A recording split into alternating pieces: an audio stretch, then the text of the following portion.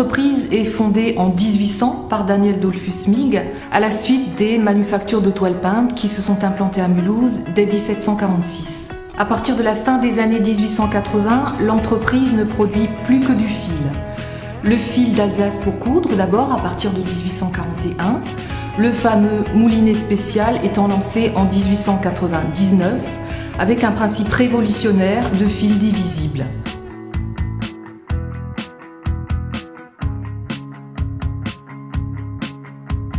Parallèlement, l'entreprise se donne une dimension artistique en faisant collecter à travers toute l'Europe une série d'échantillons de tissus, de broderies, de dentelles pour alimenter une bibliothèque, laquelle bibliothèque devra servir de source d'inspiration à toute une série de modèles.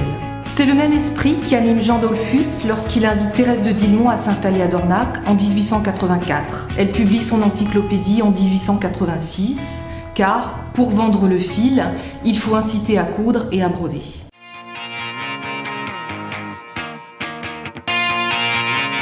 Le processus de production commence lorsque le fil, constitué de ces fibres de coton, est flambé pour éliminer les fibrilles à la périphérie du fil.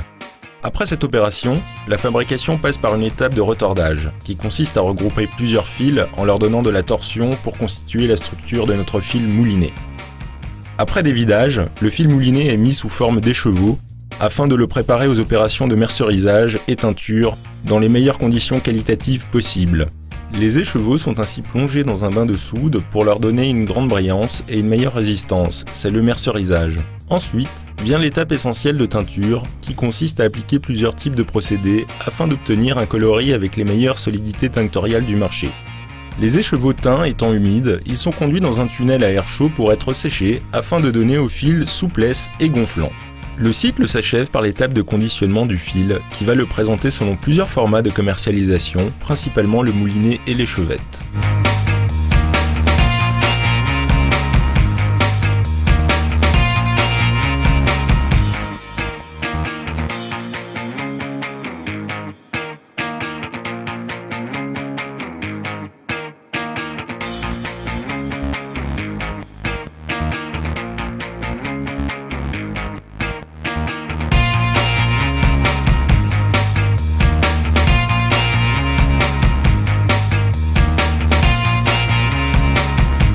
Vous venez de voir en quelques images le processus de fabrication du fil dans notre usine de Mulhouse, fil réalisé avec grande qualité et respect de l'environnement. L'utilisation du fil DMC ne se limite pas aux seules créations de broderie traditionnelles. Pour exemple, découvrons quelques créations de jeunes artistes exposées à l'écomusée textile du parc de Weserling en Alsace.